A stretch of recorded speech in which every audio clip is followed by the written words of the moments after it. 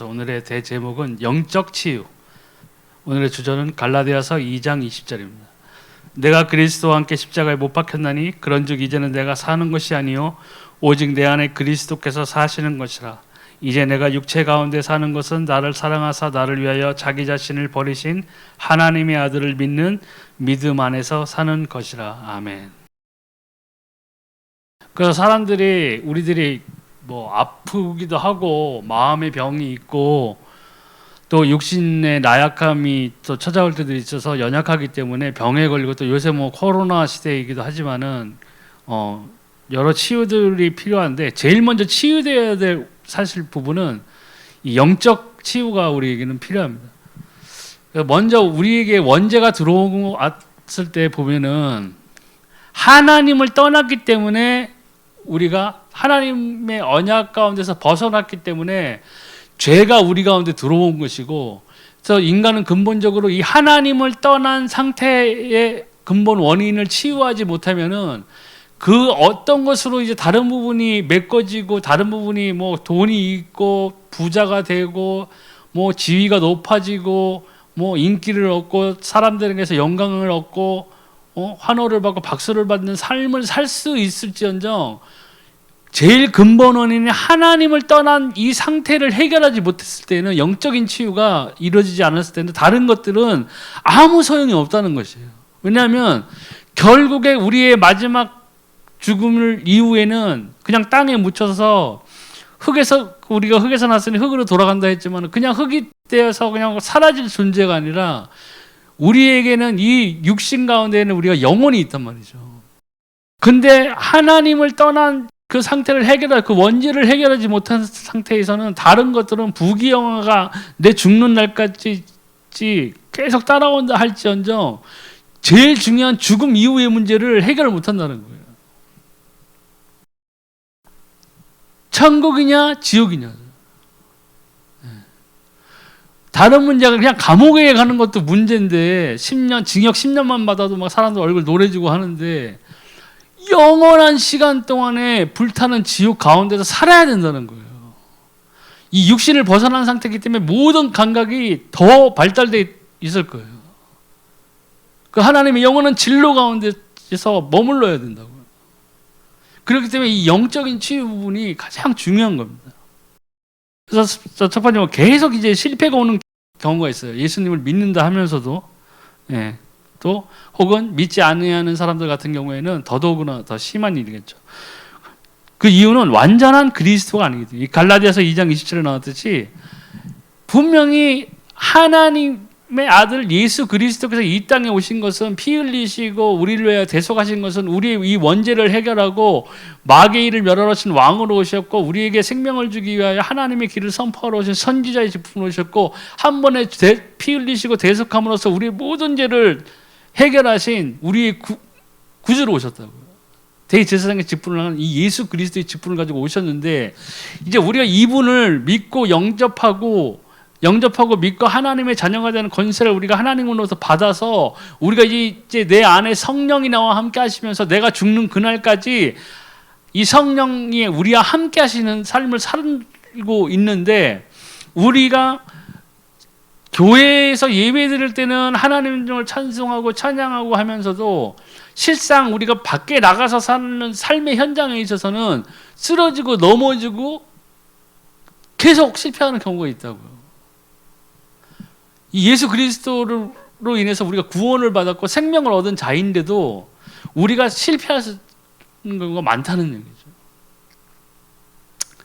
그것이 뭐냐면 완전한 그리스도를 누리지 못하기 때문에 교회에서만 일주일이면은 주일날 하루만 교회에 나와서 다른 사람들하고 찬양하고 기도하면서 목사님의 말씀을 통해서 위로받고 또 성도들 만나서 서로 격려하는 그런 거에서 또 기쁨을 얻고 힘을 얻고 하는데 정작 삶의 현장에 나가서는 힘을 못 받는 거예요. 완전한 그리스도를 우리가 누리지 못하기 때문에. 그리고 또 보면 완전한 그리스도로 결론 내어진 삶을 살아가는 게 아니고 완전한 그리스도를 따라가 사는 삶이 아니라는 얘기죠. 하나님은 전혀 문제 없으세요. 예수 그리스도께서도 지금 이 시간에도 하나님의 보좌 우편에 앉아 계시면서 우리를 위해서 중보하고 계시고, 그것도 못해서 하나님의 성령이 우리와 함께 하시는데도 내 안에 내주하고 계시고 하는데도 우리가 기도하지 아니하고 우리의 삶에서 결정적인 실수들을 하기 때문에, 하나님이 싫어하는 것들을 하기 때문에 우리가 이 완전한 그리스도를 누리지 못한다는 거죠. 예. 그래서 내 영혼이 잘된 같이 범사가 형통하리라고 그랬잖아요. 이 영적인 문제가 해결돼야만 그 이후의 삶이 올바른 삶이 되는, 형통한 삶이 되는 거예요. 이게 해결이 안 되니까 이게 형통한 삶이란 게 있을 수가 없는 거죠. 예, 우리가 잘 해야 됩니다. 그래서 영적인 문제에 또 걸려있기 때문에 하는데, 세상 사람들은 더더구나 심하죠. 불신자들은 우상 문제에 걸려있어요. 근데 우상 문제에 걸려있는 것들이 비단 불신자들뿐만 아니라 우리 크리스찬이라고 하는 우리들조차도 우상 문제에 걸려 있는 사람이 있어요. 뭐 누가 가서, 우리가 뭐 어디 가서 절을 하고 경배하고 뭐 불상 앞에 가서 절을 하고 이러진 않지만은, 그것만 안 하면은 그냥 나는 우상 섬기지 않아 이렇게 생각한다고요. 근데 진짜 그런 형상에다가 절하고 경배하는 그런 우상이 아니라 내 자신의 욕심이 있을 수 있어요. 하나님보다 더 위하는 것이 내 삶에 있을 수 있다는 얘기예요. 하나님의 말씀보다, 하나님께 예배드리는 것보다 더 소중하고 내 인생을 거기에다 걸 만한 것들이 내 주변에 있다는 얘기예요. 돈이 우상이 될 수도 있어요. 예. 여자가 우상이 될 수도 있고 남자가 우상이 될 수도 있어요. 예. 애완동물도 우상이 될 수 있어요. 예. 물론 더 사랑해서 키우는 거긴 하지만 하나님보다 더 사랑하지 말라고 그랬잖아요. 예. 근데 우리가 어디 하냐면 사람들이 꽂혔다 막 이런 말을 하잖아요. 그런 것들이 내가 볼 때는 우상이 아닌 것 같지. 내가 무슨 난 불교 불상이라든가 뭐 이런 거 전혀 절을 하지 않는데 나는 우상 숭배 안 한다고 생각할 수 있지만, 하나님이 보시기에는 틀린다는 얘기죠. 하나님보다 더 사랑하는 것이 있으면 곤란해요. 그러면 최소한 하나님께서 내게 내 인생에서 이루려 하시는 뜻이 있는데 그것들을 발견하지 못한다는 삶을 살아가는 거예요. 그러니까 그리스도와 함께하는 삶이 아니라 그리스도로 인해서 우리가 생명을 얻었는데 결국에 나중에는 부끄러운 구원밖에 얻을 수 없다는 거예요. 그것도 천만 다행이지만, 정말 하나님의 심판대에서 진짜 부끄러운 구원 얻었다고 울 사람이 어디 있겠어요? 감사하겠죠. 하나님 감사합니다. 이랬겠죠. 부끄러운 구원 얻었다고 차라리 지옥 갈래 이러진 않을 거 아니에요. 그런데 이왕이면 우리가 그리스도와 함께하는 자고 성령이 나와 함께 하시는 이 크리스찬의 삶을 시작한 이상에는 우리의 삶을 통해서 하나님의 영광이 드러나게끔 해드리는 거죠. 그게 도구가 된다는 거죠.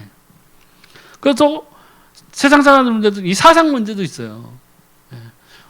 어떤 사람들은 우상을 숭배하지 않아요. 뭐 종교를 갖고 무종교주의자들이 있죠. 이런 사람들이 있는데 어떤 철학이라든가 자신의 논리라든가 이런 공산주의라든가 이런 것들이 있잖아요. 무슨 무신론자 이런 것들처럼 그런 논리에 빠지고 사상에 빠져가지고 구원에서 벗어나는 사람들이 있다는 얘기예요. 그런 사람들한테 복음 들어가기가 굉장히 힘든 거예요. 예. 그러니까 사도 바울이 얘기한 것처럼 내가 예수 그리스도 믿고 나니까 이 세상의 모든 지식이 다 배설물처럼 여겨진다고 그랬잖아요. 가장 진리는 이 예수 그리스도만이 진리이시기 때문에 그것을 발견한 거예요. 근데 세상 사람들은 지금 무슨 문제에 빠져 있는지 모르고 망하고 있어요. 또 성공의 길로 달려가는 것처럼 보이지만, 열심히 살아보지만 마지막에는 심판이 있다는 것을 모르고 산다고요. 이 영적인 문제가 해결이 안 됐기 때문에. 근데 이런 사상 문제에 또 빠져서 스스로를 갖다가 거기에서 벗어나지 못하게 하는 거예요. 다른 것들이 들어오지 못하니까 복음이 들어가지 않는 것이죠.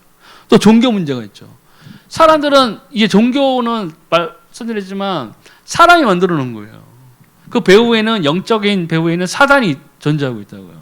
사단이 각 나라마다 토속신을 만들어 놓고 토테미즘 신앙을 통해 가지고 옛날부터 원시 부족 그런 이런 이상한 것들을 만들어 놔 가지고 각 지역마다 지역에 귀신들이 있고 여러 가지 설화들도 많잖아요. 이런 신들이를 막 심어놨다고요. 하나님께 드려지는 경배를 자기가 받기 위해서 사단은 그런 것들을 만들어 놓은 거예요. 그리고 그 더 큰 목적은 그 종교 행위를 통해 가지고 하나님을 만나지 못하게 하는 것이 사단의 가장 큰 전략이라는 것이죠.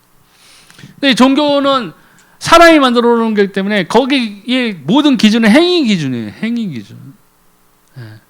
좋은 일 많이 하고 선한 일 많이 하고 해야 나중에 좋은 것으로 태어나고 좋은 좋은 낙원에 가서 살 수 있고, 지옥은 또 걔네들이 말하는 데도 있잖아요. 나쁜 짓 하면 그런 도덕적인 사상이라든가 이런 것들을 윤리적인 것으로 사람들에게 혹하게 만든다고. 근데 중요한 게 뭐냐면 생명이 없는 거예요. 생명이. 생명이 없기 때문에 아무리 거기에 심취되어 있고 거기에 아무리 빠져들어 있어봤자 구원을 얻지 못하는 거라고요. 근데 우리 신앙은 생명이거든요. 이 하나님이 인간이 해결하지 못하는 부분을 하나님의 아들인 그리스도를 통해 가지고 해결하신 거예요. 그걸 아담과 하와 단둘이 범죄함으로써 에덴 동산에서 빠져나갈 때 저주도 주셨지만 그때 이미 여인의 후손이 올 거라는 구원의 언약을 주신 거예요. 그 구약의 통틀어서 얘기한 것이 뭐냐면 오실 예수님을 예시한 거고, 신약은 오신 예수님을 이야기한 거라고요. 성경은 이 예수 그리스도를 이미 그 창세기 때부터 오실 것을 말씀하셨어요. 그리고 요한계시록에는 그분이 다시 오실 거예요. 심판의 주로 오실 거예요. 이 세상의 마지막 때가 온다는 얘기죠. 근데 보면은 옛날에 90년도 막 이럴 때인가요? 그때 거짓 몇 년도예요, 그게? 세계 종말 막 그런 휴거사 올 거라고 뭐 다미 성교에 뭐 가짜들이 많이 일어났잖아요. 그러니까 이런 건 사단이 미리 다 그렇게 준비해 놓은 거예요. 왜냐면 양치기 소년이 되어버리게 한 거예요. 정작 이제 정말 마지막 때가 돼가지고 이 오실 예수님을 그 신약 시대에 있는 사도들 때부터 사모한 것이 예수 그리스도의 재림이었어요. 그들의 소망이었어요. 오실 예수님을 그때부터 기다렸어요. 믿음으로. 너무나 예수님을 사랑했기 때문에. 근데 이 마지막 때에 가서는 정작 그때 우리가 예수님의 재림을 외치고 사람들에게 복음을 전파했을 때 이미 양치기 사건이 여러 번 있었기 때문에 사람들이 길을 막는 거예요. 사단은 그런 것까지 해서 철저하게 준비를 시켜놨다고요. 사단은 하다못해 사단은 자기의 일에 최선을 다하고 있어요. 근데 우리 크리스찬들이 어떻게 해야 되냐는 답은 뻔히 나오는 것이죠. 정말 우리는 최선을 다해야 돼요. 그리고 또 교권 문제도 생겼죠. 그러니까 쉽게 얘기해서 뭐 우리 기독교도 여러 교단들이 있잖아요. 교단마다 또 각종 자본들이 많이 일어나죠. 선거 때도 뭐 그렇고 세상 사람들이 하는 것들을 그대로 심어놨기 때문에 그래요. 인본주의가 들어온 거예요. 하나님을 사랑한다고 하면서 정작 내가 하는 일들이나 사업이나 이런 쪽에서는 인본주의를 써버리는 거예요. 마치 하나님이 없는 것처럼 살아버린다고요. 그러니까 문제가 생기는 거예요. 그러니까 사람들이 보기에는 손가락질 당하는 거예요. 우리가 하나님 앞에서 칭찬을 당연히 얻어야 되겠지만 사람들에게서도 칭찬을 얻어야 돼요. 우리 선한 사업으로. 우리에게서 인생에서 내 삶에서 뿜어져 나오는 예수 그리스도의 향기로 인해서 사람들에게서 칭찬받아야 된다.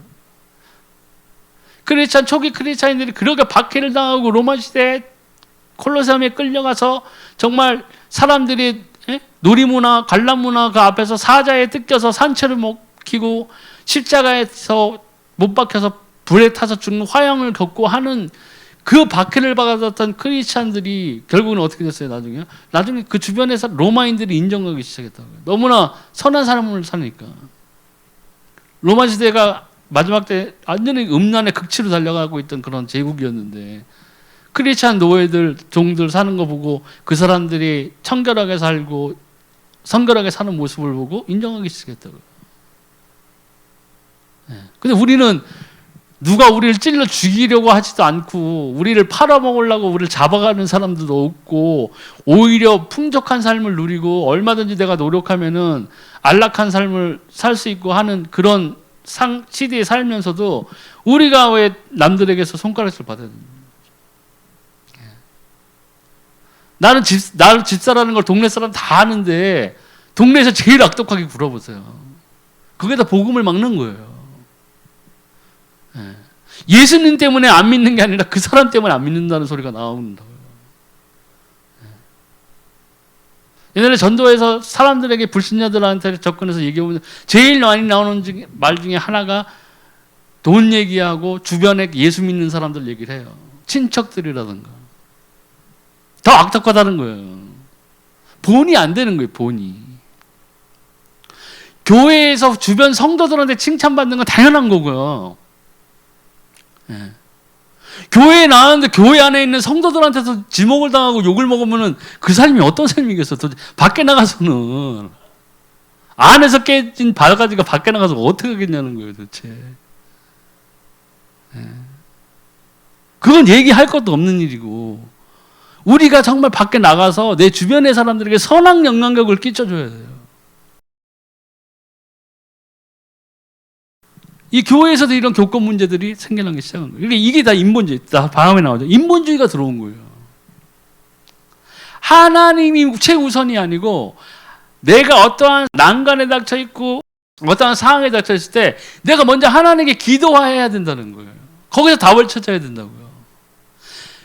안 믿는 사람들은 이게 안 되니까 점쟁이 찾아가잖아요. 재빨리 가잖아요. 막 점쟁이 가고 뭐 불교 믿는 사람들은 또 뭐 기아장 돈 얼마 해가지고 기아장 몇 개 올리고 향불 피우고 그런다고. 근데 크리스찬이라고 하는 사람들 우리들이 하나님 앞에 기도하지 않는다는 것은 이 인본주의의 시발점이에요. 내 삶이 인본주의인가 아닌가는 어떻게 알 수 있느냐? 가장 알 수 있는 건 내가 기도하는 사람이냐 하지 않는 사람이냐가 기준이에요. 하나님과 교통하는 거죠. 소통하는 거라고요. 하나님과 소통이 없는데 그게 어떻게 신본주의가 되겠어요? 하나님 위주가 되겠어요? 그 삶이 어불성설이죠. 말도 안 되는 얘기예요. 그게 유튜브에 있는 설교 100만 번 듣는다고 내가 영적인 사람이라고 착각하고 있는 거랑 똑같은 거예요. 유튜브 설교 들으면서 고개는 끄덕일 수 있어요. 뭐 세계 유명한 뭐 저도 가끔 들어요. 저도 안 듣는 건 아니에요. 그러면서 깨닫기도 하고 하는 그런 좋은 점도 있어요. 근데 하지만 그것도 내가 기도할 때 되는 거예요. 기도가 끊어지면 그 삶에 내 삶에 제일 드러나는 게 인본주의가 시작되는 거예요. 하나님이 떠난 삶, 하나님을 떠난 삶. 하나님을 떠난 삶이 어떻게 되는 거예요? 세상과 가까워지는 삶이 되는 거예요. 세상과 가까워지면 가까울수록 뭐가 들어와요? 인본주의에 빠지는 거예요. 인본주의가 이제 내 삶의 모습을 상당 부분에서 이 인본주의가 차오르기 시작하면 하나님과는 점점 더 멀어진다. 그러니까 성령의 소욕이 쑥 떨어지는 거죠. 육체의 소욕이 엄청나게 증가하겠죠. 그런데 어떻게 거기 그 삶에서 하나님이 나와 함께하는 모습을 찾을 수 있겠어요? 열매가 없는 삶이 되는 거죠. 예. 간신히 생명만 유지하는 거죠. 간신히 교회 와서 그냥 힘 조금 얻고 월화 지나면 또 갑자기 짜증나고 막 그냥 하나님이 계신 건지 안 계신 건지 목사님이 있다고 하는데 내 삶을 들여다보면 나는 없는 거고 이러면서 자꾸 갈등이 일어나고 그렇게 인본주의가 시작되는 부분이라고요. 빨리 떠나야 돼요. 그래서 당연히 인본주의가 저는 뭐죠? 염려가 들어오죠. 삶에 대한 뭐 갈등 염려부터 이제 신앙에 대한 염려까지 들어오는 거예요. 구원의 확신도 이제 무너지는 거예요. 나 죽으면 천국 갈까? 진짜 내가 가나? 그것도 사단이 옆에서 생각을 막 찔러 넣죠. 너 안 된다니까. 네가 될 것 같냐? 이씨. 에이구, 이렇게 되는 거예요. 그러니까 점점 힘이 없는 크리스천으로 되는 거예요. 그래서 염려만 들어오는 게 시기가 들어요. 시기 질투가 들어온다고요. 옆에서 누가 잘 된다 그러면 그냥 이 갈리는 거예요. 또 그냥 또 강집사야. 지겨워. 저 딴 교회 안 가나줘. 이사 안 가나줘. 내가 가야 되나? 이런 남이 잘 되면 축복해줘요. 그게 하나님의 사람인 거예요. 비교, 질투, 시기는요 분명히 하나님으로부터 온 것이 아니라고요. 사단에게서 온 거예요. 악한 영들이 주는 생각이라고. 그러니까 조금만 마귀에게 틈을 보이지 말라고 그랬잖아요. 틈을 보이면 진짜 바위같이 내가 단단한 사람이었다 해도 정이 들어갈 틈이 보이면 사단은 거기에 정을 꽂고 망치로 오한마로 내려치는 거예요. 그럼 그 굳건했던 바위가 어떻게 돼요? 팍 깨져버리는 거예요. 나는 굳건해. 나의 신앙은 흔들림이 없어. 내가 얼마나 하나님을 사랑하는데 이렇게 막 자만하다가 인본주의에 빠지고 이런 염려 시기 들어오고 생각이 공격을 받고 하다 보면은 그냥 그 틈을 사단이 노려가지고 팍 깨져버리는 거예요. 그러니까 성경에 나와요. 사단은 가장 결정적일 때 넘어뜨려요. 잘 가다가도 가장 결정적일 때. 가룟 유다 보세요. 예수님 따라서 3년의 공생애를 같이 한 사람이 그 사람이요. 물론 자기가 갖고 있는 생각은 틀렸지만 예수님을 구세주로 해가지고 그걸 로마에서 해방하고 거기에서 자기는 그 예수님을 따름으로써 나중에 부귀영화를 누리고 영달을 누리겠다는 그런 생각이 있었던 사람인 것 같은데 결국에는 그 사람의 마음에 뭐예요? 사단이 생각을 확 집어넣어 준 거예요. 근데 그 전에 이 가룟 유다에게는 그러한 의심 이런 것들이 다 자기 삶의 마음에 있었던 거예요. 그 틈이 있었던 거예요. 그러니까 사단이 마지막에 결정적일 때 팍 예수님을 팔 생각을 심어줘 버린 거예요. 후회했지만 그 돈 받은 것도 다시 돌려주고 던져버리고 나가서 사살해버렸잖아요. 후회했어요. 근데 후회해도 늦은 거예요. 근데 우리는 너무나 지금 고마운 은혜의 시대에 살고 있는데 우리 돌이키면 돼요. 우리가 잘못된 것을 알았을 때 빨리 돌이켜야 되는 거예요. 탕자의 삶으로 살고 있다가 빨리 아버지께로 돌아가야 달려가야 돼요. 그때 하나님은 우리의 그 돌아올 때 이 모습을 보고 얼마나 기뻐하시겠냐는 거예요. 탕자를 맞이하는 아버지의 마음일 거예요.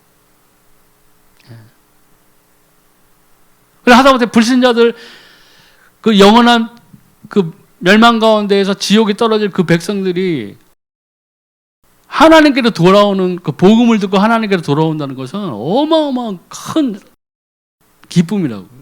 천국에 뭐예요? 잔치가 열려진다고 그랬잖아요. 한 사람이 돌아올 때마다 얼마나 큰 기쁨이겠어요.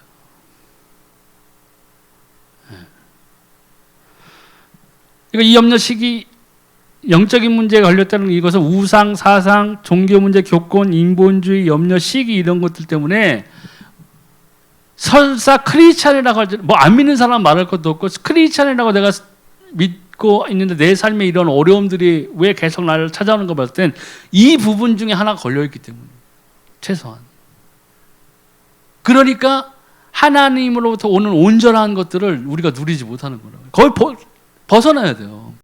우리가 거기서 빠져나와야 된다고요.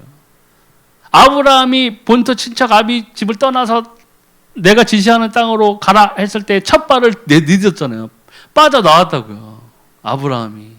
그때부터 그 아브라함이 복의 근원으로 여러 민족의 나중에 그 후손들이 바다의 모래알같이 많아지는 그 축복을 누리기 시작한 거예요. 근데 거기에서 첫 발을 띄지 않았으면 그게 힘들었을 거예요. 아니었을 거예요. 따라야 돼요. 예수 그리스도를 따라가는 삶이라고 그랬잖아요. 쳐다보는 삶이 돼서는 안 된다는 거예요. 예수님 지나가는구나. 잘 가신다 아주 그냥.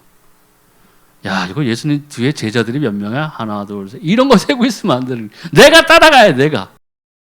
예수님을 쫓아가는 삶이 되고 따라가는 삶이 돼야 된다고요. 네. 주저앉아 있으면 아무것도 안 되는 거예요. 그래서 두 번째는 오직 할 것이 있는 우리에게 할 것이 있는데 첫 번째는 말씀과 여호와의 언약 믿음입니다. 히브리서 4장 12절 하나님의 말씀은 살아있고 활력이 있어 저의 날선 어떤 검보다도 예리하여 혼과 영감 및 관절과 골수를 찔러 쪼개기까지 하며 또 마음의 생각과 뜻을 판단하나니. 아멘. 제가 말씀드렸죠. 다른 것들은 기적이라든가 치유라든가 이런 거는 다른 종교가 흉내낼 수 있어요. 모세가 지팡이 던졌을 때 뱀으로 변했는데 애굽의 술사들도 비웃으면서 그랬죠. 뭐 너 별거 아닌데 우리도 할 수 있어 하고 지팡이 던져서 뱀으로 만들었잖아요. 다른 건 쫓아갈 수 있다고요. 근데 사단이 흉내내지 못하는 게 있어요. 말씀이에요.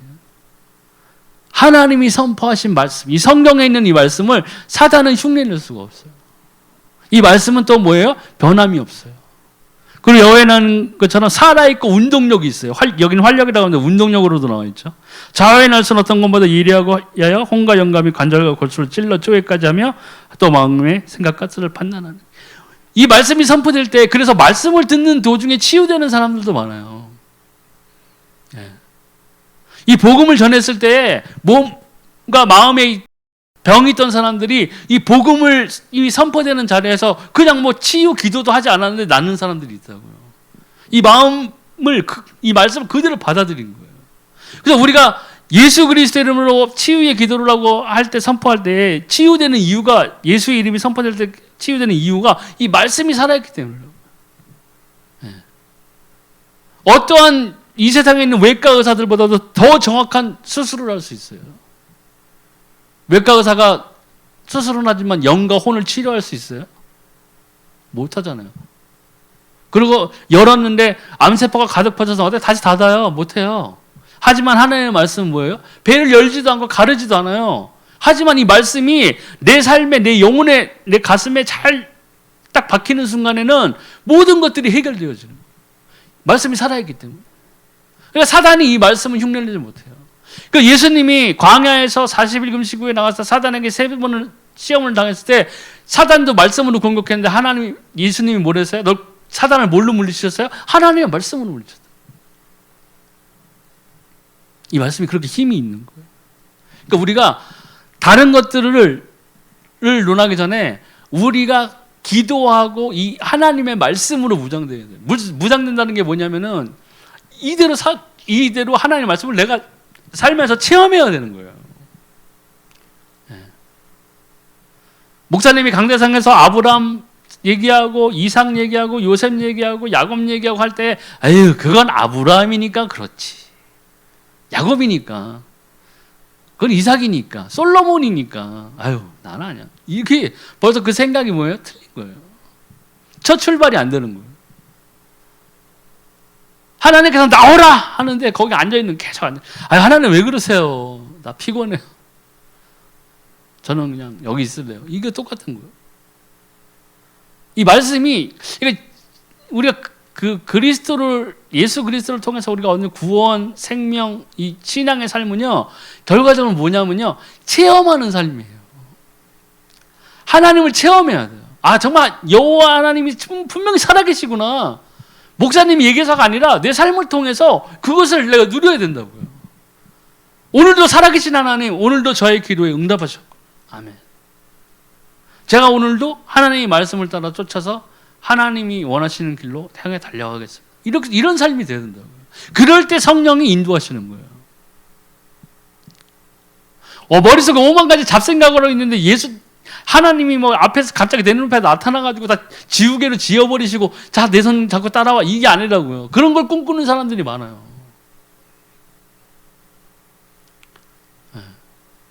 하나님 어떻게 해주시겠지. 무작정 그냥.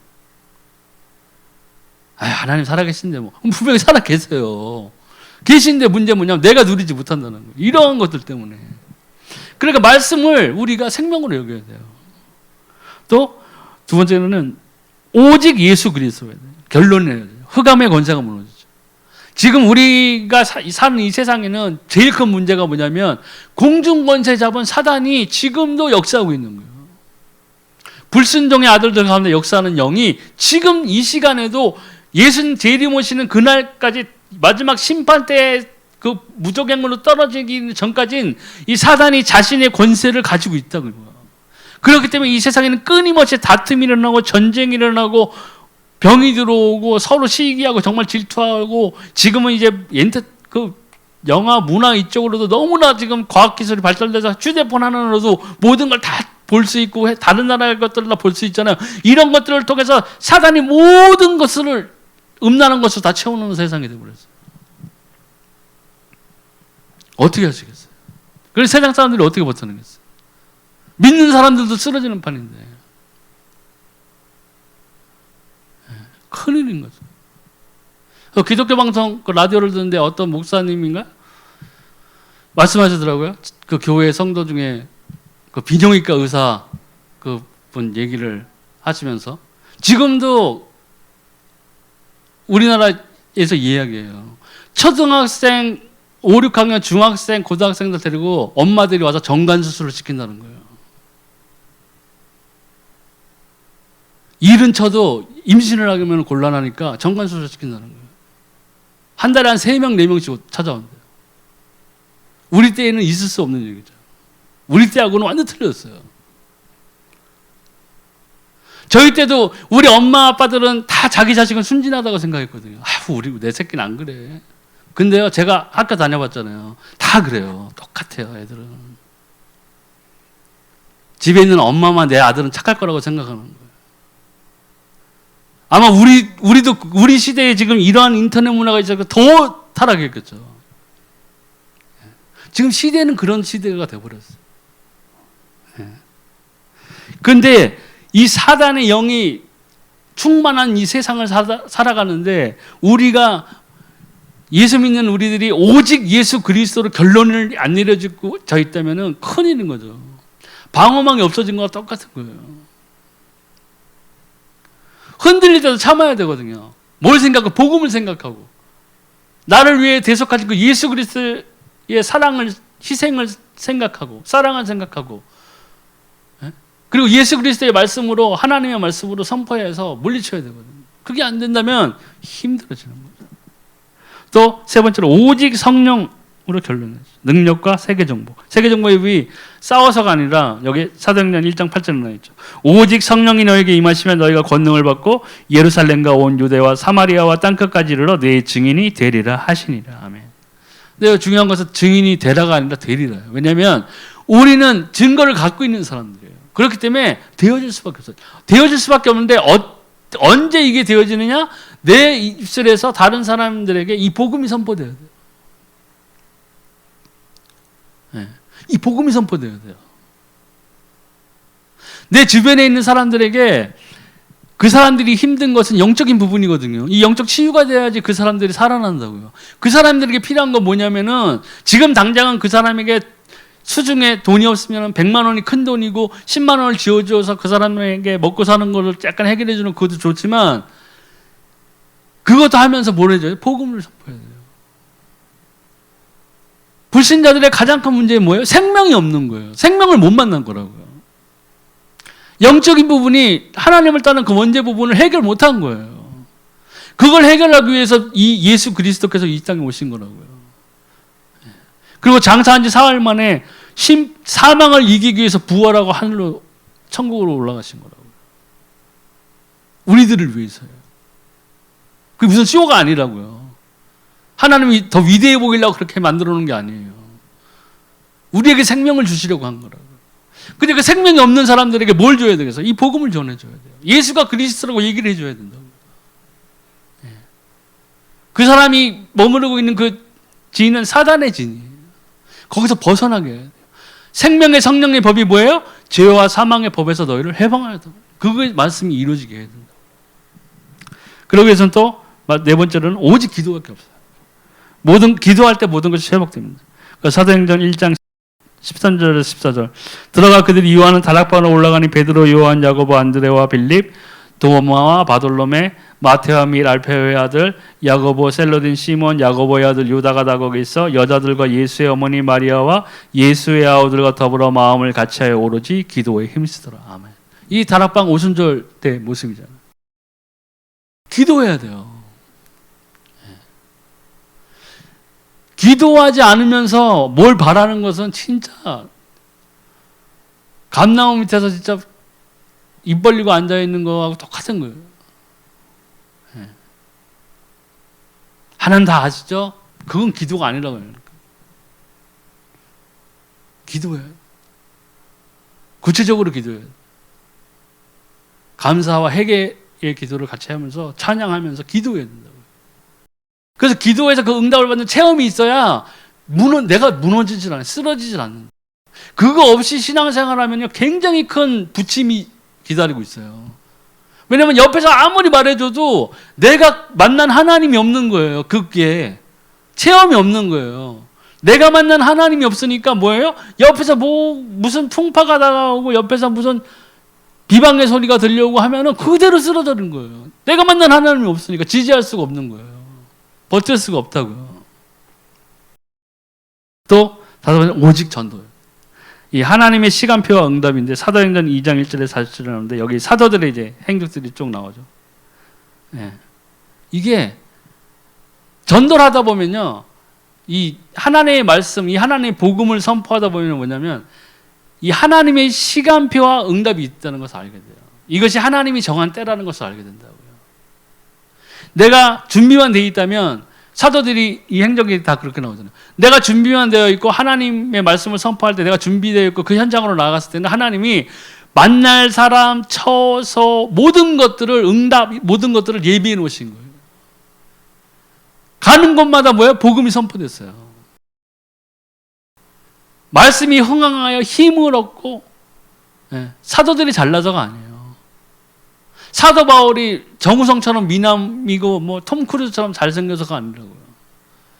그 사람이 전심으로 하나님을 사랑한 사람이고 하나님을 만난 사람이고 예수님을 만난 사람이고 그 사랑으로 인해서 자기의 모든 것을 바쳐서 이 복음을 위해서, 선포를 위해서 자기 목숨을 걸고 나간 사람이에요. 그러니까 하나님이 뭐예요? 그 사람을 마지막 때까지 그 복음의 문이 닫혀지지 않게끔 하신 거예요. 근데 이 시간표, 하나님의 응답과 시간표와 이 응답을 우리는 우리 삶에서도 누릴 수 있어요. 만날 수 있다고요. 내가 가진 복음이 있잖아요. 말씀드렸는데 내가 요만큼 알고 있으면 요만큼 들어서 알아야 될 사람을 하나님께서 붙여주시니까요. 하나님의 모든 관심은 지금 이 사도행전과 요한계시록을 살아가고 있는 이 시대인데, 하나님의 모든 관심은 이 마지막 때가 돼갈수록 구원받을 자에 대해서 하나님의 관심사가 그쪽에 있어요. 여기 A라는 사람이 있어서 이 사람에게 복음을, 생명을 주시기를 작정했는데 주변에서 뭘 찾느냐? 돈 많은 사람, 의사, 약사, 간호사를 찾는 게 아니라 이 사람에게 복음을 전해줄 수 있는 사람, 복음을 가진 자를 찾는 것이 하나님이시라고. 근데 내가 요만큼 알고 있지만 내가 복음을 가진 자라면 하나님이 요만큼만 들어도 하나님을 만날 사람을 미리 예비해 놓으시는 거예요. 만나게 해주시는 거라고. 그게 진정한 만남의 축복이에요.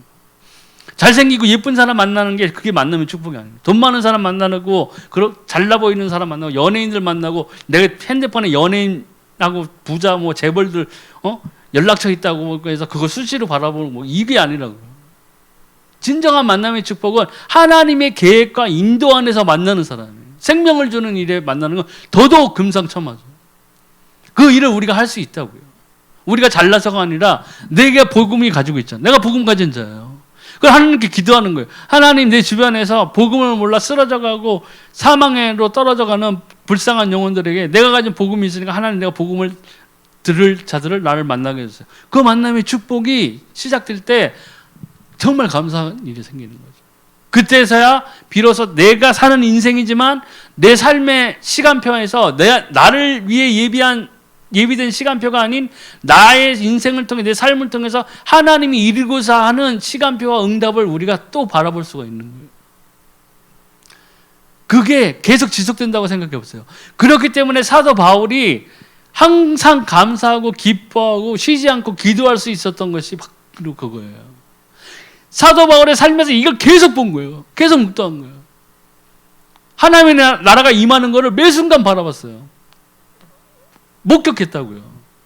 불신자들의 그 완악한 마음이 떨어져 나가고 우상 숭배하던 자들이 다 돌아서 가지고 마술하는 책들 이런 거 다 태워버리고 귀신 들린 자들이 떠나가고 하면서 하나님 앞에서 예수 그리스도를 통해서 그 사람들이 생명을 얻는 광경을 매일 목도했다고요. 그러니 어떻게 감사하지 않고 기뻐하지 않고 기도하지 않을 수 있겠어요?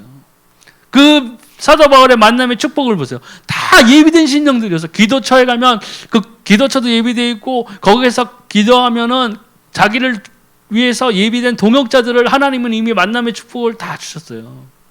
다 예비된 것들을 다 만난 거예요. 하나님이 다 준비해 놓으신다고. 우리 크리스찬의 삶이 그런 거예요.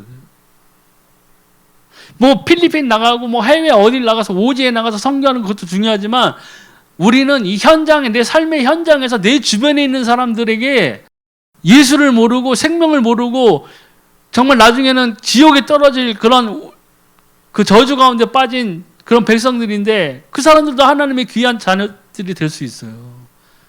언제요? 우리에게 복음이 들어가기 전하기 시작할 때. 듣고 안 듣고는 성령이 그 마음의 문을 여시는 거예요. 우리가 실망할 필요가 없어요. 최소한 그 사람에게 우리가 복음을 들을 기회는 줘야 된다는 거죠. 그래서 세 번째는 속지 말아야 돼요. 이 사단은 원체 속임수에 능한 자죠. 요한복음 8장 44절. 너희는 너희 아비 마귀에게서 났으니 너희 아비의 욕심대로 너희도 행하고자 하느니라. 그는 처음부터 살인한 자요 진리가 그 속에 없으므로 진리에 서지 못하고 거짓을 말할 때마다 제 것으로 말하나니 이는 그가 거짓말쟁이요 거짓의 아비가 되었습니다. 사단은 뭐 믿지 아니하는 사람한테 역사하는 건 말할 것도 없고 믿는 우리들에게조차도 수시로 공격하고 있어요. 너희 대적 마귀가 뭐예요? 우는 사자같이 삼킬 자를 찾으러 다닌다고 그러죠. 내가 만약에 믿음이 연약하다면은 내가 허점이 많다면 어떻게 돼요? 내가 틈이 많다면 집중적인 공격 대상이 되는 거예요. 그러니까 예수님을 믿었는데 나중에는 걱정거리가 더 많아지고 고통이 더 많아지는 경우도 있어요. 근데 왜 이러지? 교회 다니면 축복이 그냥 와르르 쏟아질 줄 알았더니 더 힘들어. 이거 왜 이런 거야? 사단이 속고 있어.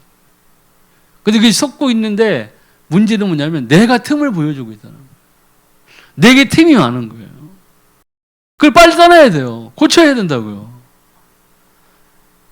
내가 틈을 계속 보여주니까 사단은 계속 속이고 공격하고 우리를 쓰러 넘어뜨리게 하는 거예요.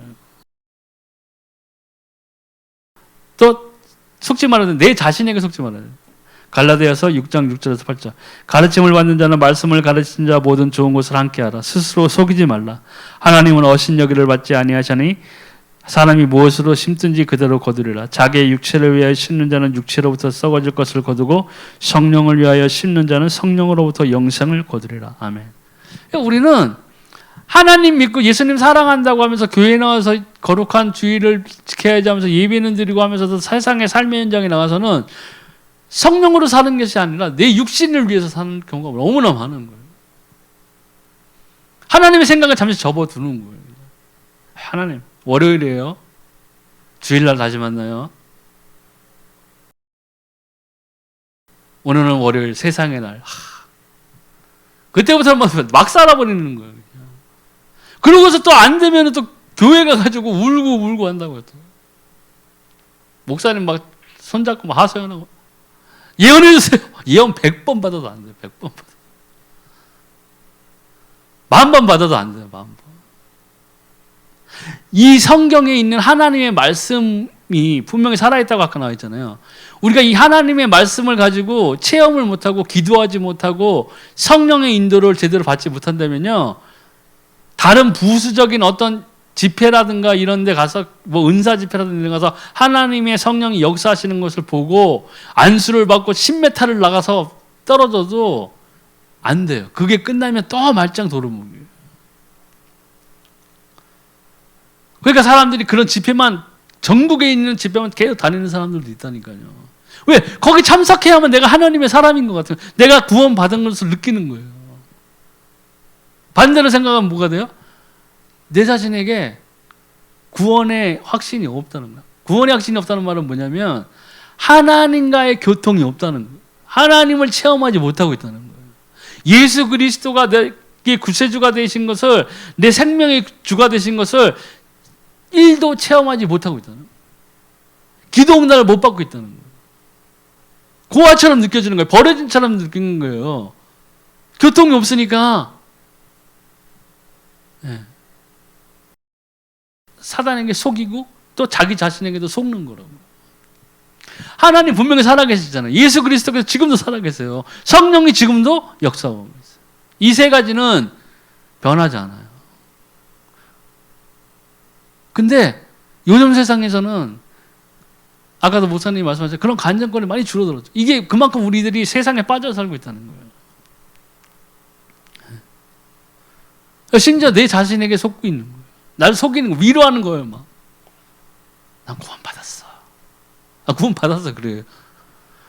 근데 하나님의 생명을 우리가 받은 자라면 우리가 세상에 빛이 돼야 되고 소금이 돼야 돼요. 하나님 원하시는 그거예요. 그냥 너 혼자 구원받아서 땡 이게 아니라 우리를 통해서 다른 사람들에게 선한 영향력이 펼쳐지기를 원하는 거라고요.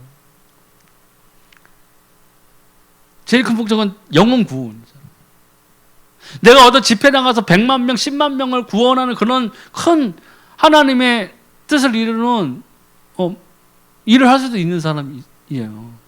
그런 사람도 있어요. 하지만 그런 사람들은 그런 사람들이 해야지. 난 아니야. 이게 아니라 실제 내 생활에서 내 주변에 있는 사람 한 명의 영혼이라도 그 사람에게 하나님의 생명을 던져주는 것이 정말 귀한 일이라고. 이런 일이 하나님이 기뻐하시는 일이기 때문에 그런 일을 행할 때 우리가 아까 얘기한 것처럼 하나님의 시간표 응답, 또 하나님의 손길, 하나님의 예비하심, 정말 하나님의 말씀이 살아있구나, 내가 이렇게 준비하였더니 하나님이 이 영혼을 나에게 붙이시는구나, 그리고 과연 그에게 이 예수가 그리스도라는 것을 던져줬더니, 복음을 던졌더니 그 사람이 정말 죄와 사망의 법을 떠나서 하나님의 생명의 법으로 옮겨지는 것을 보는, 그게 하나님의 나라가 임하는 것을 우리가 보는 거라고요. 그러니까 우리 자신에게 속지 말아야 돼요. 또 환경에게 속으면 안 됩니다. 로마서 7장 24절에 25절, 오라 나는 공고한 사람이로다. 이 사망의 몸에서 누가 나를 건져내랴. 우리 주 예수 그리스도로 말미암아 하나님께 감사하리로다. 그런즉 내 자신이 마음으로는 하나님의 법을, 육신으로는 죄의 법을 섬기노라. 아멘. 사도 바울도 이렇게 고백을 할 정도였어요. 하나님을 따라 전심으로 한 사람이 고백이었어요. 그렇다고 이 사도 바울이 여기에 나온 것처럼 육신의 법을 그렇게, 죄의 법을 그렇게 막 사랑했다는 것, 사랑했겠어요? 그것을 했다는 욕망을 이기지 못해서 막 자기 자신을 막 책찍질하고 그러냐? 그렇진 않아요. 이 영적인 구분을 위해서 아마 사도 바울이 이 고백을 했어요. 하나님의 법이 있고 사람의 육신에게 죄의 법이 있다는 것을 전도하는 현장이라든가 그 사람들에게 복음을 전하면서 확연히 그걸 느꼈을 거라고요. 사도 바울. 사도 바울이 막 죄에 환장해가지고 그것을 밤마다 몸부림치면서 막 그냥 바늘로 몸을 찔러가면서 그 육신을 죽이기 위해서 한 게 아니라는 거예요. 전도 현장에 나가서 하나님의 말씀을 선포하고 복음을 선포하다 보니까 확실히 이 육신에게는 이 죄의 법이 따르는구나 하는 것을 본 거죠. 여러 현장에서 여러 사람들을 만나서. 그러니까 우리가 환경에 속으면 안 되는 거예요. 우리가 마음속으로 예수님을 사랑하고, 예수님을 주라 고백했고 구원받았고 주일날 나와서는 거룩한 예배 드리고 기도하고 찬양하고 친교를 나누고 하는데, 월요일날 돼가지고 딱 교회를 떠나서 세상으로 나갔을 때는 환경만 바라보는 거예요. 환경에 속는 거예요. 사방에 우겨쌈을 당한 것처럼 여기는 거예요. 그러니까 공고한 사람이라고 매서 느끼는 거예요. 그리고 이 고백처럼 누가 하나님이 나를 건져내실까? 하나님 생각도 안 해. 진짜 나는 사는 모습이, 내 꼬라지는 도대체 왜 이러나, 되는 일이 하나도 없네. 다 이렇게 환경에 좌절했거든요. 그러니까 우리는 우리를 좌절시키는 것들은, 환경이든 이런 것들은 다 우리가 극복해낼 수 있어요. 거기에 무엇이 필요한 거예요? 하나님과 내가 동행하는, 교통하는, 소통하는, 기도의 응답, 이런 것들이 필요하다는 거예요.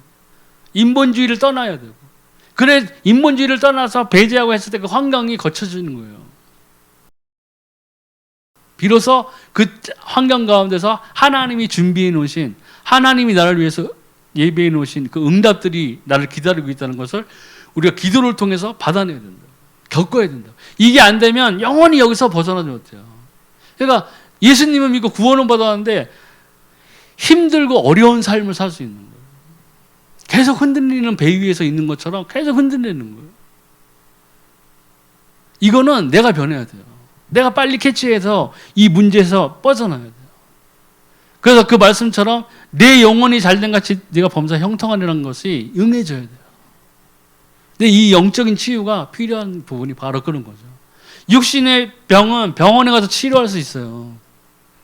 의사가 진단받아서 의사가 하는 대로 약을 먹고 뭐 수술을 받고 뭐 하면 난다고요. 근데 영적인 문제는 아니에요. 하나님하고 예수 그리스도와 성령 이 인도를 받지 않는 이상에는 힘들어진다고.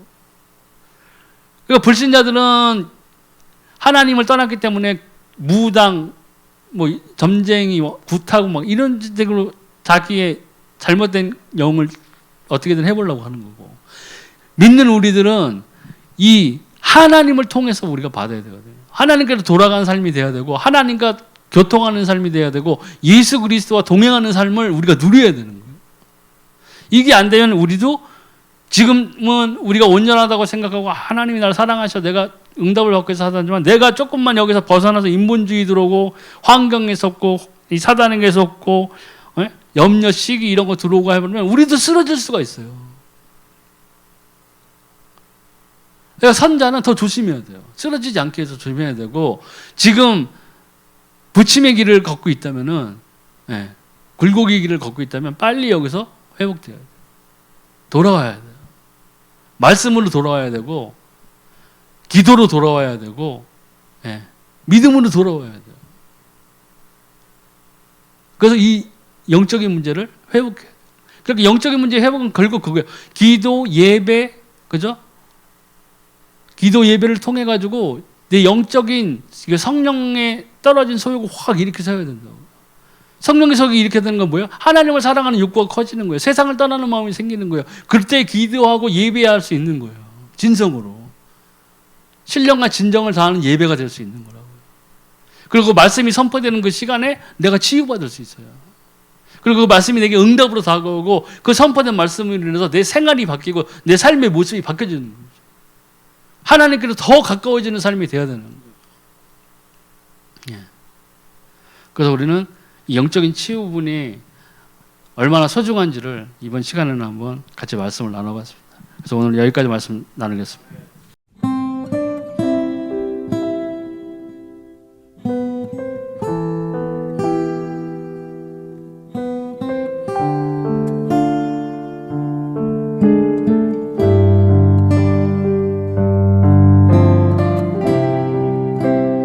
생명 되신 예수님 사랑합니다. 모든 영광을 주님께 드립니다.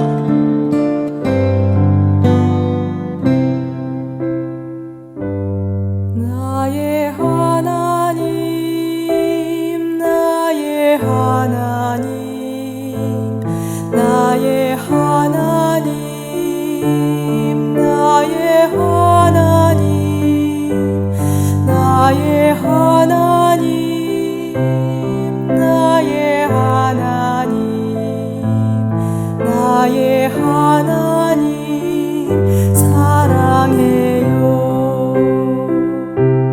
나의 예수님, 나의 예수님, 나의 예수님, 나의 예수님, 나의 예수님,